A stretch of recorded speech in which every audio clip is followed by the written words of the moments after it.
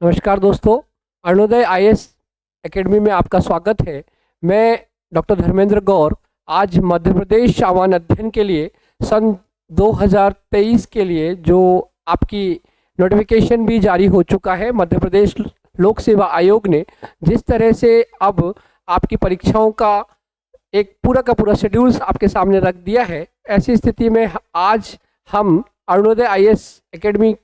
की पूरी टीम आपके लिए तैयार करके लाई है, जिसका नाम है मध्य प्रदेश सामान्य अध्ययन 2023 एमपीजीएस 2023 के लिए मैं आज आपका सबका स्वागत करता हूं। और मैं जानता हूं कि मध्य प्रदेश का एक जो सेगमेंट्स आपके अध्ययन में आता ही है, वो भले प्रिलिमिनरी एग्जामिनेशन हो, मुख्य परीक्षा एग्जाम्स हो या इंटरव्यू, तो मैं चाहूँगा कि आज से ही हमारी ये जो पूरी क्लास है, जिसके कई सेगमेंट्स मैं बांटकर आपके सामने रखूँगा।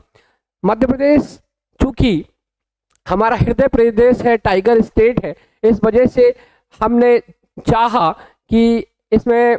हम आपके सामने इतना बेहतरीन प्रस्तुतिकरण करें जिससे कि आपको मध्य प्रदेश के पॉइंट या मध्य प्रदेश सामान्य अध्ययन आपके फिंगरप्रिंट्स पे आ जाए। तो ऐसी स्थिति में मैं सबसे पहले स्वागत करूंगा आपका कि आज जो हम करने जा रहे हैं वो वास्तव में खास तौर से आपके लिए रखा जा रहा है, जिसमें मैंने अपने क्लास का वर्गीकरण भी किया है, जिसमें मैं लगभग ये जो 17 से 18 क्लासेस जो हैं वो आपके लिए पर्याप्त है। और इसका वर्गीकरण मैंने कुछ इस तरह से किया है, क्योंकि हम सब जानते हैं कि मध्य प्रदेश ऊर्जा के क्षेत्र में, कृषि के क्षेत्र में खासतौर से अभी कृषि कर्मण अवार्ड भी मध्य प्रदेश ने लिया है। और मध्य प्रदेश की जो खासतौर से कैपिटल है भोपाल, जिसमें हम सब क्या खास तौर से एक केंद्र बिंदु सामने आता है, तो ऐसी स्थिति में मैंने मध्य प्रदेश का एक संक्षिप्त अवलोकन आपके लिए पहली कक्षा में रखा है। मध्य प्रदेश चूँकि हृदय प्रदेश भी है और यह मध्य प्रदेश 1956 में 1 नवंबर 1956 को जब बना, तब इसका जो क्षेत्रफल था देश में सबसे प्रथम माना जाता था, परंतु आज ये राजस्थान के बाद द्वितीय स्थान पर आता है। चूँकि सन 2000 में हमारे हृदय प्रदेश से हमारा एक भाग जो खासतौर से भारत के लिए एक गौरवान्वित राज्य है छत्तीसगढ़, अलग हो गया। राज्य छत्तीसगढ़ के पृथक हो जाने के बाद से मध्य प्रदेश का जो अवलोकन है वो मैं आपको बताऊंगा, जिसमें मैं कंपैरेटिव स्टडी भी आपके सामने रखूंगा। मध्य प्रदेश चूँकि अपने हृदय प्रदेश के कारण अपनी सभी ऐतिहासिक लक्षणों से, चूँकि यहाँ का इतिहास खासतौर से आपने नाम सुना होगा भीमबेटका, शायद हमें प्रागैतिहासिक काल की सबसे पुरानी और आज भी इस अवस्था में है कि मध्य प्रदेश शासन ने उसके लिए खासतौर से यूनेस्को की जो साइट्स है उसमें डिक्लेरेशन मिला है, तो ये मध्य प्रदेश के लिए गौरव का विषय है। मध्य प्रदेश के यशस्वी जो मुख्यमंत्री हैं वो चूँकि मेरे क्षेत्र के ही हैं, माननीय शिवराज सिंह चौहान जी ने आज अभी हाल ही में आपने देखा होगा कि 9 जनवरी को प्रवासी भारतीय दिवस मनाने का जो बीड़ा उठाया, उसमें इंदौर जो कि खास तौर से हमारी यहाँ की वित्तीय राजधानी भी कहलाती है, तो ऐसे स्थिति में मैं आपको ऐतिहासिक परिदृश्य के साथ साथ मध्य प्रदेश के स्थापत्य कला के साथ में, जिसमें खजुराहो या भीमबेटका या जिस तरह से हमारी सांची एक केंद्रीकरण रही है मौर्यकालीन, गुप्तकालीन, और मध्य प्रदेश में खासतौर से जो जबलपुर वास्तव में एक तरह का हमारे लिए अवंतीबाई हो, चाहे हमारी यहाँ की देवी अहिल्याबाई हो, हमारे देश के इस प्रदेश ने खासतौर से मैं आपको जो अध्ययन कराने वाला हूँ उस अध्ययन के क्षेत्र में मैं सबसे पहले आपको बता दूं कि मैंने जो कक्षा रहेंगी वो तीसरी कक्षा के रूप में मैंने रखा है मध्य प्रदेश का भूगोल, जिसे मैं अलग अलग रूपों में आगे कक्षाओं को पढ़ाऊंगा, जिसमें मध्य प्रदेश का प्राकृतिक भूगोल, मध्य प्रदेश की प्राकृतिक भूगोल के साथ साथ उसकी आर्थिक स्थिति, भौगोलिक आर्थिक सर्वेक्षण, और मध्य प्रदेश में कौन कौन सी जो मिनरल्स की खाने हैं या जो हमारे यहाँ पर खनिज संसाधन है वो मैं आपको सामने रखूँगा। अगला जो क्लास रहेगी वो रहेगी मध्य प्रदेश राज्य व्यवस्था एवं प्रशासन। मध्य प्रदेश चूँकि हमारे देश में एक महत्वपूर्ण स्थान रखता है, यहाँ पर विधानसभाएं की जो कुल 230 सीट्स हैं और लोकसभा की सीट जो 29 है और यहाँ पर राज्यसभा की जो सीटें 11 हैं, उसके हिसाब से भी और मध्य प्रदेश की राज्य व्यवस्था का एक महत्वपूर्ण भरोसा जो आज की वर्तमान शासन व्यवस्था में लाजमी होगा, खासतौर से ग्राम पंचायती राज में 73वें संविधान संशोधन के बाद मध्य प्रदेश ही पहला राज्य बना जिसने इस संवैधानिक संशोधन को अपने यहाँ पर लागू करवाया। यहाँ की प्रशासनिक व्यवस्था को मैं इसी कक्षा में आगे बढ़ाते हुए बताऊंगा कि हमारे यहाँ पर संभागीय स्तरीय व्यवस्था में हमने जो 10 संभाग बांटे हैं और 52 जिले, खासतौर से ताश के पत्ते की तरह मैं आपको समझाने की कोशिश करूंगा कि इस तरह से भारतीय राज्य व्यवस्था में मध्य प्रदेश का क्या योगदान है, उसकी भी मैं चर्चा करूंगा। मेरे अपने विषय में खासतौर से मैं ज़्यादा से ज़्यादा आपको सपोर्ट कर पाऊंगा, ऐसा मैं उम्मीद कर पा रहा हूं। अगला जो कक्षा रहेगी वो है मध्य प्रदेश ऊर्जा संसाधन। चूंकि मध्य प्रदेश भारत में खासतौर से ऊर्जा संसाधन की दृष्टि से एक महत्वपूर्ण राज्य के रूप में उभरा है, ऐसे में अगला जो 5 क्लास के बाद जो मेरी कक्षाएं रहेगी वो रहेगी मध्य प्रदेश परिवहन एवं संचार। मध्य प्रदेश खासतौर से परिवहन के लिए आज खासतौर से हमारे यहाँ जो एबी रोड है, जैसे हम NH3 कहते हैं और NH7 भी हमारे मध्य प्रदेश से गुजरता है। इस वजह से देश के सर्वाधिक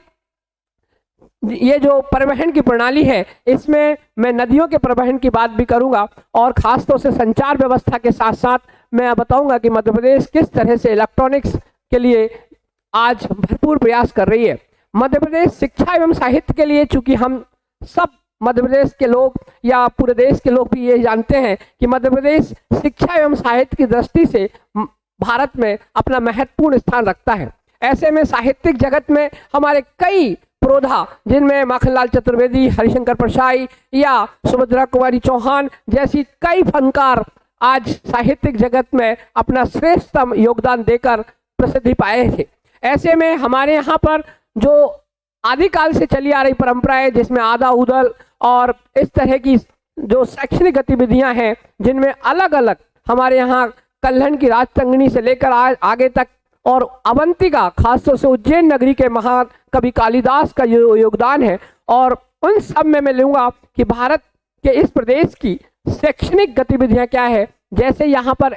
ग्रामोद्योग विश्वविद्यालय हो, चाहे भले वो राजा भोज खुला विश्वविद्यालय हो, या हमारे यहाँ पर खासतौर से जनजातियों के लिए भी एक विशेष वर्ग है, क्योंकि मध्य प्रदेश ही जनजाति के दृष्टि से हमारे देश का सबसे बड़ा एवं एक सर्वश्रेष्ठ राज्य भी है। ऐसे में मध्य प्रदेश की जनगणना 2011 और 2021 में जो जनगणना नहीं हो पाई, उसके परिप्रेक्ष्य में मैं एक तुलनात्मक अध्ययन रखूंगा वर्तमान में जनगणना और मध्य प्रदेश की खासतौर से लिटरेसी रेट के साथ मैं आपके सामने रहूंगा। ऐसे में मध्य प्रदेश उद्योग एवं औद्योगिक परिदृश्य को भी भुलाया नहीं जा सकता, चूंकि हमारे यहाँ प्रवासी भारतीय सम्मेलन एवं इस तरह की गतिविधियां, जिसमें हमारी जो औद्योगिक नगरी इंदौर या हमारे देश के और भी अभिन्न अंगों के रूप में पीथमपुर हो, जो धार जिले में है, ऐसी स्थिति में मैं आपको सामने रखूंगा मध्य प्रदेश का उद्योग एवं औद्योगिक परिदृश्य, जिसमें मैं भारतीय रूप से Bharat heavy electrical limited BHEL Bhopal Madhya Pradesh के कुछ आज जो सफलता के एक तरह से उन्होंने सफलता की जो परिचम या उपलब्धियां हासिल की हैं, उनको भी मैं शामिल करने जा रहा हूं। अगला जो मेरी क्लास का टॉपिक रहेगा वो रहेगा मध्य प्रदेश एक खनिज संसाधन की दृष्टि से। मध्य प्रदेश चूंकि खनिज के लिए बहुत ही उपयोगी राज्य है, इस वजह से मेरी अगली कक्षा का विषय यही रहने वाला है। कक्षा 11 जो हमारी रहेगी, क्लास नंबर 11, वो रहेगी मध्य प्रदेश कृषि एवं पशुपालन। मध्य प्रदेश चूंकि खासतौर से नदियों के संरक्षण के लिए जाना जाता है, यहाँ की जो लाइफ लाइन है माँ नर्मदा नदी वास्तव में हमारी लाइफ लाइन किस तरह से है, और नर्मदा बचाओ आंदोलन से लेकर आज तक मध्य प्रदेश में जिस तरह की गतिविधियां हुई हैं, इसे भी मैं अपनी कड़ी में संजो रहा हूँ। मध्य प्रदेश कृषि एवं पशुपालन के बाद मेरा अगली कक्षा का कार्यक्रम रहेगा मध्य प्रदेश जनजातियां एवं उनका सांस्कृतिक परिदृश्य। चूंकि जनजातियों के लिए हमारी यहाँ पर सबसे बड़ी जनजाति गोंड, भील, बेगा या और भी अन्य जनजातियों का एक बहुत ही बड़ा और सांस्कृतिक, आर्थिक एवं राजनीतिक और इस तरह से हमारी सांस्कृतिक परिदृश्यों में खासतौर से हमारे यहाँ पर भगोरिया हाट हो, चाहे लोक नृत्यों में हमारे यहाँ पर माच हो, इस तरह से मैं आपको सामने रखूंगा। मध्य प्रदेश कला एवं संस्कृति दृष्टि से यहाँ पर इंदिरा गांधी जी ने भी अपना एक वास्तव में इंदिरा कला योजना के तहत यहाँ मध्य प्रदेश में कला एवं संस्कृति का विकास किया। मध्य प्रदेश जब बना था तो जवाहरलाल नेहरू ने इसके बारे में कहा था कि 1956 में जब फजल अली कमीशन की रिकमेंडेशन आई तो एक तरह से जिस राज्य में जो हिस्सा चला गया मध्य प्रदेश में बचा शेष राज्य, ये एक तरह की संकल्पना जो जवाहरलाल नेहरू ने संजोई थी उसे भी मैं आपके सामने रखूंगा। पंडित रविशंकर शुक्ल जी जो हमारे मध्य प्रदेश के प्रथम मुख्यमंत्री के तौर पर जाने जाते हैं, उनके भी कई वाक्य और खासतौर से आज वर्तमान मुख्यमंत्री माननीय श्री शिवराज सिंह चौहान जी से मेरी अपनी भेंट और अपने क्षेत्र के खासतौर से बुधनी विधानसभा से मैं हूं, इस वजह से मैं आपको सामने रखूंगा कि मध्य प्रदेश ने अपनी कला एवं संस्कृति के लिए खासतौर से बुधनी जैसे छोटे से एक तहसील या जनपद पर भी अपनी जो लकड़ी के सामान के लिए जाना जाता है, शायद रेलवे स्लीपर के लिए और टीटीसी जैसी चीज़ों को मैं आपके सामने रखूंगा। अगला जो मेरा कार्यक्रम रहेगा कक्षा का वो रहेगा मध्य प्रदेश खेल प्रदर्शन। चूंकि मैं भी आवासीय खेलकूद संस्था सीहोर मध्य प्रदेश का एक विद्यार्थी रहा हूं, तो ऐसे में मेरा सबसे ज़्यादा रुचिकर विषय जो है मध्य प्रदेश खेल प्रदर्शन रहेगा। मध्य प्रदेश में प्रमुख व्यक्तियों में मैं अगली क्लास को रख रहा हूं, क्लास नंबर 15, जो कि बहुत ही रुचिकर होगी आपके लिए, चूंकि हमारे राज्य ने कई ऐसे प्रमुख व्यक्तित्वों को हमारे देश और विश्व में और विश्व पटल पर रखा है, जिससे कि आप पूरी तरह से मेरे साथ शामिल रहेंगे। अगली कक्षा का जो कार्यक्रम है मध्य प्रदेश में पुरस्कार एवं सम्मान, खासतौर से हमारे ही राज्य में देश में सबसे ज़्यादा पुरस्कारों का बंटवारा या वर्गीकरण किया गया है, परंतु यहाँ एक गौरव की बात भी है कि मध्य प्रदेश ही हमारे देश में सबसे ज़्यादा राष्ट्रीय पुरस्कार एवं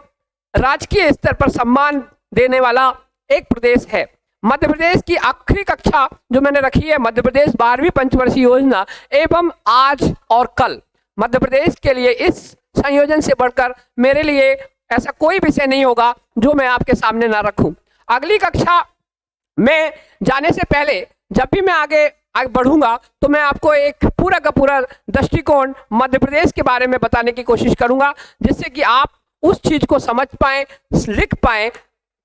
ये मेरा कक्षा का कार्यक्रम आपको बहुत अच्छा लगेगा। मैं डॉक्टर धर्मेंद्र गौर आपका स्वागत करता हूं और ये बताने की कोशिश करूंगा कि मध्य प्रदेश के लिए आप अपनी तैयारी को किस तरह से रखेंगे, क्योंकि एमपीजीएस जो है मैं अंग्रेजी में और हिंदी दोनों माध्यम में आपके सामने अलग अलग विषय वस्तु के साथ रखूंगा। इसमें मैं मध्य प्रदेश परिचय एक नज़र में आज शायद आपको अच्छा लगेगा, इसलिए देने की कोशिश भी करता रहूंगा। तो ऐसी स्थिति में मैं आपको बता दूं, आपको जो पाठ्य सामग्री का उपयोग करना है वो करना है मध्य प्रदेश सरकार की जो ऑथेंटिक डेटा रिपोर्ट होती है, या तो आप mp.info.gov.in से जा सकते हैं या mp.government.nic.in से भी भरपूर सामग्री लेकर अपनी पाठ्य प्रक्रिया को जारी रख सकते हैं। ऐसे में आपकी प्रिपरेशन का एकमात्र जो उद्देश्य है वो है कि आप मध्य प्रदेश के सबसे ज़्यादा क्वेश्चन सही कर सके और मध्य प्रदेश का कोई भी ऐसा क्वेश्चन आपसे दूर नहीं जाने पाएगा, ऐसा मैं विश्वास रख रहा हूं। और चूंकि मुख्य परीक्षा भी मैंने सन 2000 में दिया था तो उसमें मेरे सबसे ज़्यादा मार्क्स सामान्य अध्ययन में भी आए थे, तो ऐसी स्थिति में मैं आपको बता दूं कि मध्य प्रदेश की सामान्य प्रमुख जानकारी जो मध्य प्रदेश सरकार द्वारा जो डायरी आती है 2023, उसके सामने मैं आपके कुछ तथ्य रखूंगा, जिसमें हमारे देश के इस राज्य में भौगोलिक जो क्षेत्रफल है वो 308 स्क्वायर किलोमीटर है, मतलब 3008, ये जो 3,08,245 वर्ग किलोमीटर के दायरे में आता है। मध्य प्रदेश द्वितीय राज्य कहलाता है क्षेत्रफल की दृष्टि से। तो ऐसी स्थिति में हमारे जिलों की संख्या 52, तहसीलों की संख्या 428 है। कुल विकास खंड जो है हमारे यहाँ आदिवासी विकास खंड सहित 313 रखे गए हैं। आदिवासी विकास खंडों की संख्या 89 है, याद रखिएगा। ऐसे में हमारे देश के इस राज्य में नगर और शहरों की जो जनगणना के हिसाब से सन 2011 के हिसाब से 476 है। कुल ग्रामों की संख्या 54,903 है, 54,903 है। और राजस्व ग्रामों की संख्या जो है सन 2021 के हिसाब से जो है 53,738 है। और नगर निगम अब हमारे यहाँ बढ़ गए हैं। हमारे यहाँ नगर निगमों की संख्या जो है वो सन 2020 और 21 में 16 हो गई है। नगर पालिकाएं 99 हैं, मतलब कि एक ही नगर पालिका बनने के बाद हम पूरी 100 नगर पालिकाओं को पूरा करने जा रहे हैं। नगर परिषदों की संख्या 292 है। ग्राम पंचायतों की संख्या 22,710 है। चूंकि हमारे देश का ये राज्य पंचायती दृष्टि से भी बहुत ही महत्वपूर्ण है और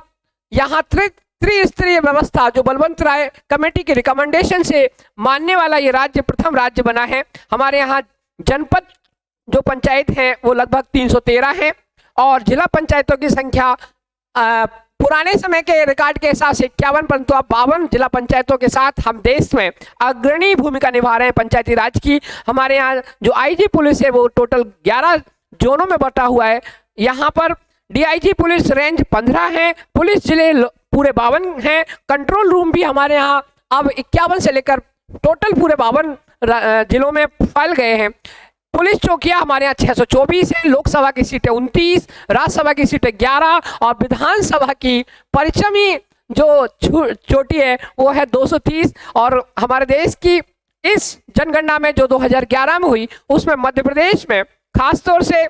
ग्रामीण, शहरी और स्त्री पुरुष के अनुपात में जिस तरह से हमारे देश में इस राज्य ने अपने आप को कंट्रोल किया है, नियंत्रण के लिए जाना जाता है। हमारी जो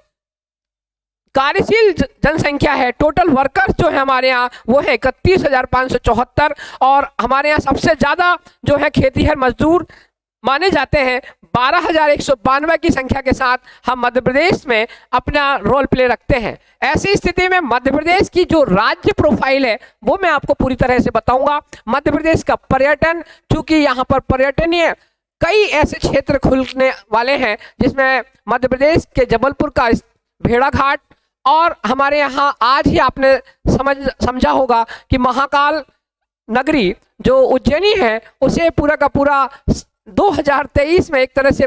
यशस्वी प्रधानमंत्री श्री नरेंद्र भाई मोदी जी ने इस तरह से मध्य प्रदेश में अपना सर्वस्व निछावर करते हुए भी अपने यहाँ पर एक कॉरिडोर बनाया है जो कि एक प्रशंसनीय कदम उठाया गया है। इतिहास, शिक्षा, कृषि एवं उद्योग की दृष्टि से भी मैं आगे अपनी कक्षाओं को रखूंगा और मध्य प्रदेश के संपूर्ण क्षेत्र में जिसमें सांची, चंदेरी, ओरछा, खजुराहो या भीमबेटका या मांडू का किला या बुरहानपुर से जो हमारे यहाँ पर